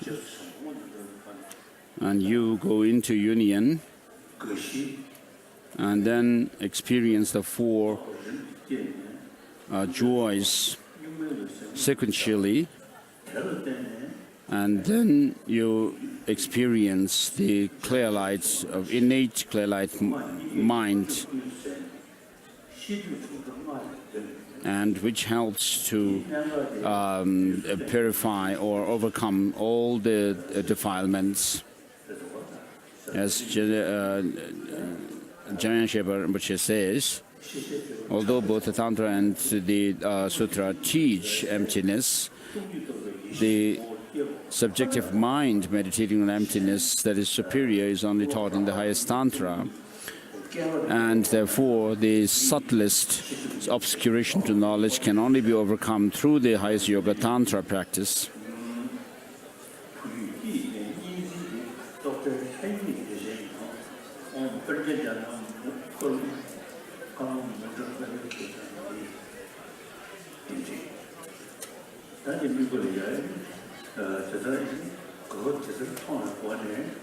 So seeing the purpose of developing this clear light mind, realizing emptiness, meditate on the four joys. When as the vital drop melt from the crown down to the throat, heart, navel, and the sacred place, you actually go through the experience of the four joys, which are called the joy, supreme joy, special joy, and natural innate joy.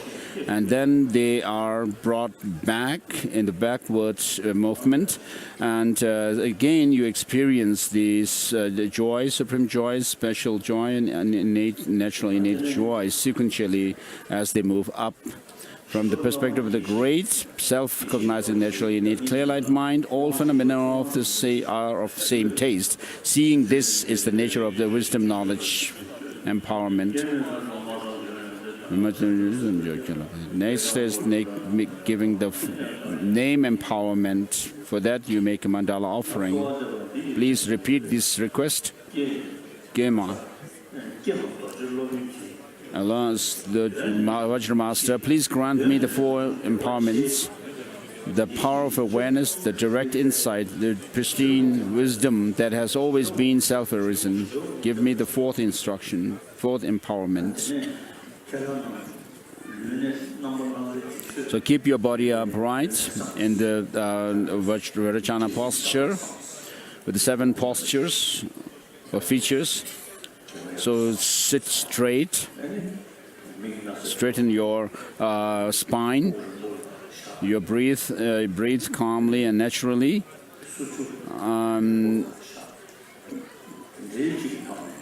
Close your mouth naturally.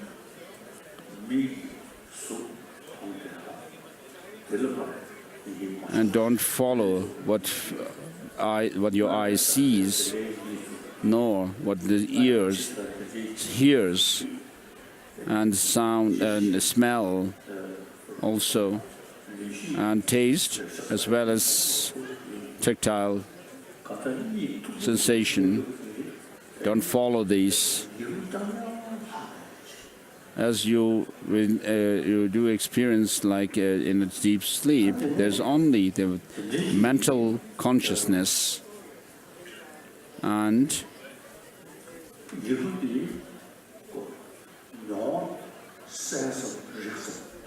this mental consciousness as a feature of mere clarity or luminosity and awareness or cognition. So when we talk about mind, we can actually talk about mind in terms of a temporal sequence, although temporal sequence also can be related with those of the objects, external objects as well, because the mind is not a material of form. We cannot talk about special extension of the mind, but only in terms, it can be described in terms of temporal sequence. And when we talk about the present mind, half of that is gone, and half of that yet to come. And therefore, you cannot say, pinpoint or point your finger at the past or future mind.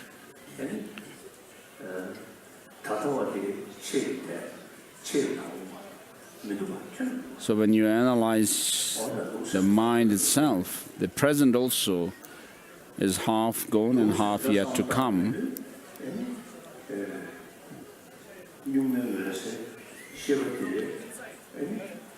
So this mind, which is innate, clear light,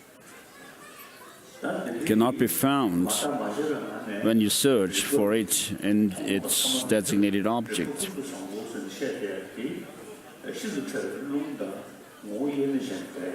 Whereas it is always together with this subtlest wind energy,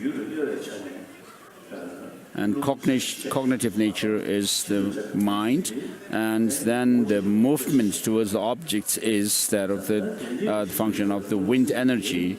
And so this subtle wind and mind serves as the basis.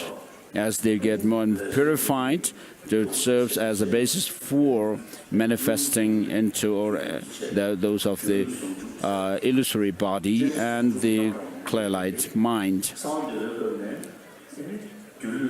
So there are many different types of illusory body, but what is taught in the Guhyasamaja Tantra is quite significant, unlike others. So the normal learning stage of the union of the illusory body and the clear light must be preceded by a trainee level illusory body, union of illusory body and the clear light.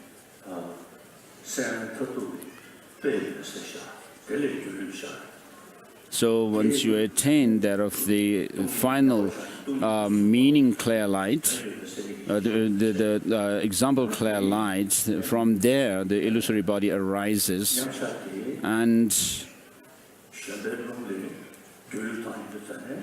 then you absorb yourself in single-pointed meditation with the clear light, and then you progress further and you become enlightened once you reach a state where you never reverse from there. That is a Buddhahood. Having overcome all the defilements.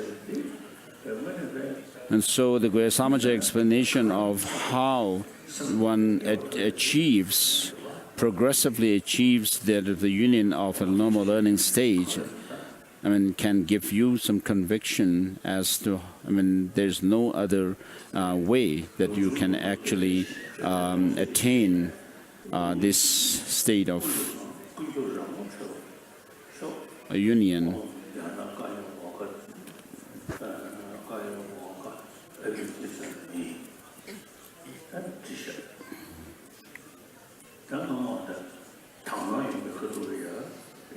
So whom recognize all pervasive, all good, the five wisdom, emptiness and clarity that have not been mastered, the inexpressible natural state of the four pleasures or joys of the downward and upward, Om Jnana Kaya Abhikhensami. And next comes giving the stick, the walking stick.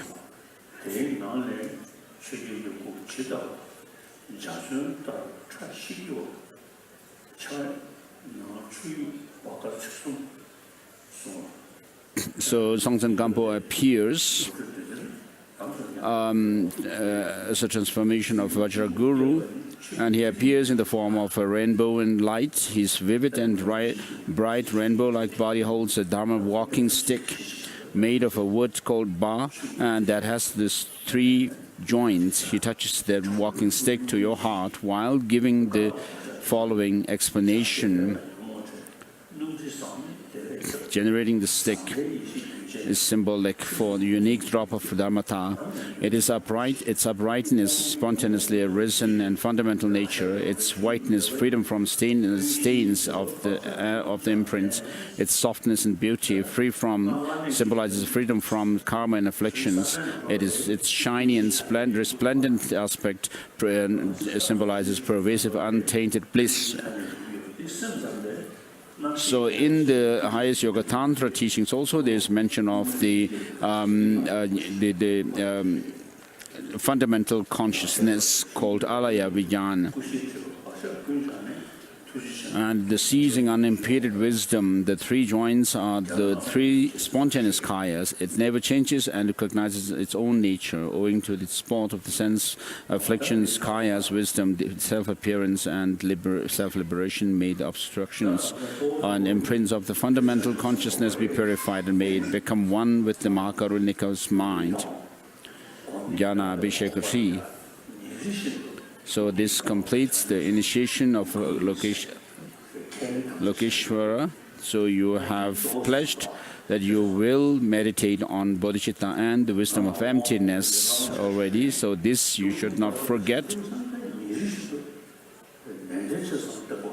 So I actually seriously practice and meditate on these two principles of bodhicitta, the spirit of enlightenment, and the wisdom of emptiness. So this really is helpful for making transformation within my mind.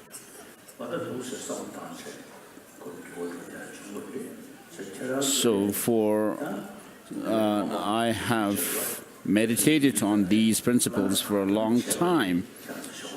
So you as disciples, my disciples, should also follow in my footstep. And then within these meditation, keeping yourself within the perspective of the bodhicitta and the wisdom of emptiness, then you can recite Om Mani Padme Hum mantra and so forth. So from tomorrow we'll have the recitation of this 6-syllable mantra.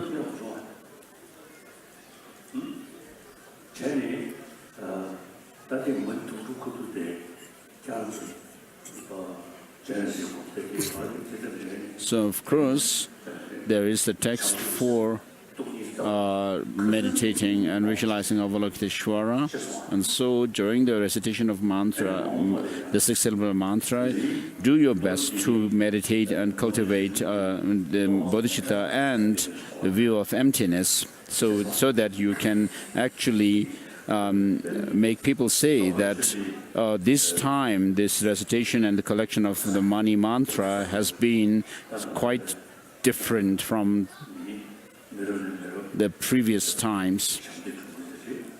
So you, the monks of Dzongachede, are the ones who have served the Lokeshvara Vadisangpo for generations. So you should be able to make it different, but you should not have any expectation from your side. to make it something special. So that's all.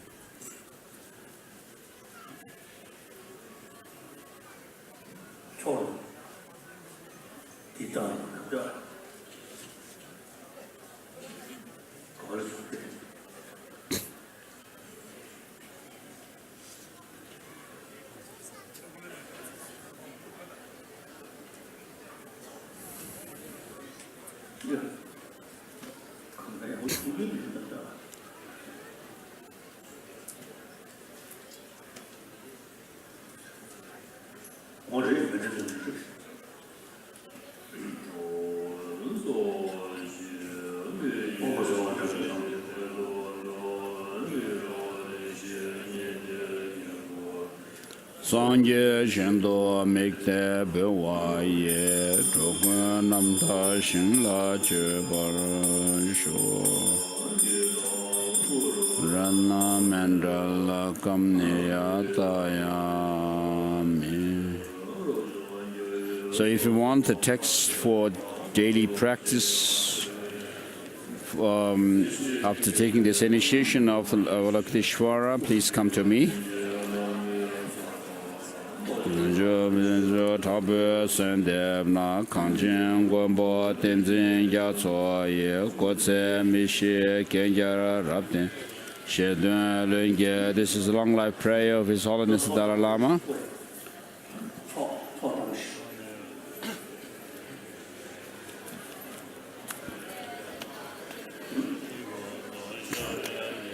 Nazo tamje la daja dongsho chabe sendem na kanjin gombo tenzin yatso kotse mishi kenjara rabden jin shedun lenge robara chingye erdingere.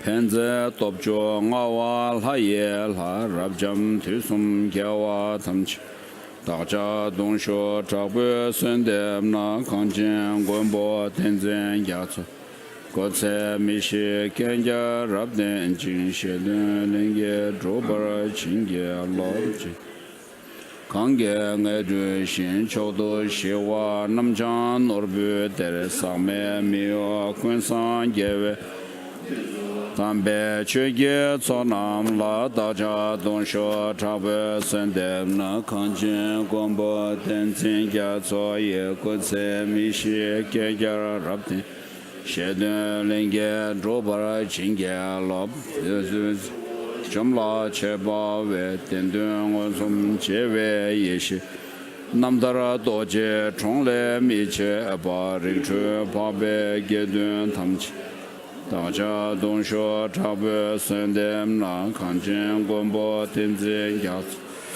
kotse mishi kenjara rabden jin shedun lenge drobara chingye lob sirje shingda neyu tochu dedon nyamgyara rube tsenjo ye nejo lamsan drobla chotsi neson pao kanju tsonam la daja dongsho chabe sendem kanjin gombo tenzin gyatso ye kotse mishi kegyara rabden shende lenge drobo shenje lon doje changye kada shaye ye meje rave dendo nyego dendo nenje gyomwe dozo ye jende denzo nyozo dajo dunsho chabe sode na kanje gombo tenzin gyatso ye kotse mishi kegyara rabden ye shende lenge drobo shenje Dedo lume kyabye chonam la shno nyene nyebe sodo meje nyeme wanju ndwe wanje bo ngo lo san lenje nyozo jo meje meyo meno bo shomje yando doje nyem go wo nyozo yeme ndo de jo no jo nyowo yeze nindo chabo sunwe labje yen chede gwenbe nyembo je shebo je she menye de de anzo de gas namye yen de je ngose chedo Window of the Joseph, the moon, you be me, Chilo, and the also Ninja, so damage, Goshi, Chibi Ramni, Guzon, Joseph, Doji, Mijo, Sijin, Jibi, Chilo, Dendin, or maybe Dembo, Doji. Maybe the yen the law in your no more logi shari ya chuju yawa siji tamji the war money in the dona labo zivi gombo toji Hojo jiri silo sowo den jiri sewo chanju donam la labo sumden yelo Jizi lo san denzi yazo le sowo depso da yu shinye lo tuye melam zende dombo Ranjung pabo wadi sambo dan yeme jizi denzi yazo lo sowo nezo shinye Sunde Zero Damchi Don Jizin Losan Denzin Yazo Le Labe Resa Shindu Misho Tuji Singla Lamna Chando Zong Wenji Sambo Digbe Lele Me Chime Dosa Nyeson Tezi Daji Nego Jido Yu Tuji Chayu Nyeson Nene Niju dan chamdo ninji shanju simju dan taji nilu dobe dawa na nju la yewo sanje le yang gwenbe dambo jo lame doji tibi ngosho ne zame bon sidi ndo bo jo ngore rawe ngore shingam de pendo Jiri Siwan Dinjin Yazo Yin Shabi Nyoji Mela Lobi Nyawe Dembo Lang Kubi Najo Sujin Sumi Jubo Mali Mbo Chuzo Dembi Nyoji Thank you.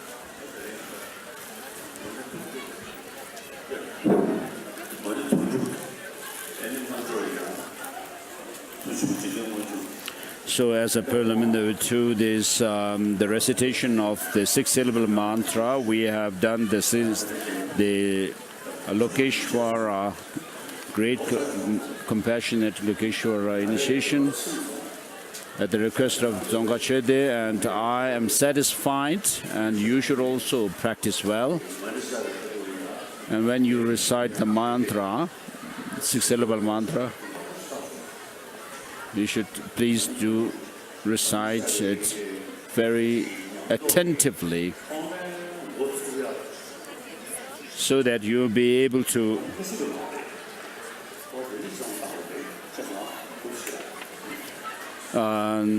be at the onset of the path to enlightenment. It's not impossible for this to happen. So be serious.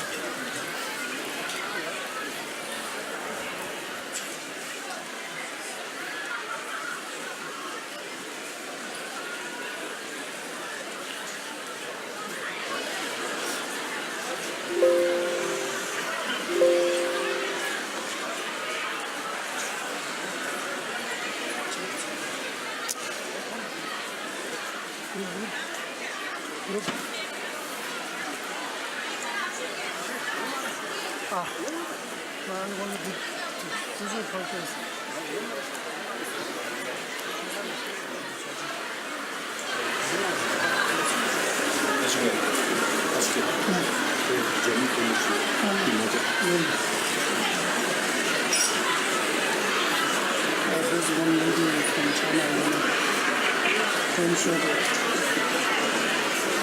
there's one China lady, very sure. Not now, outer. Yeah. Yes.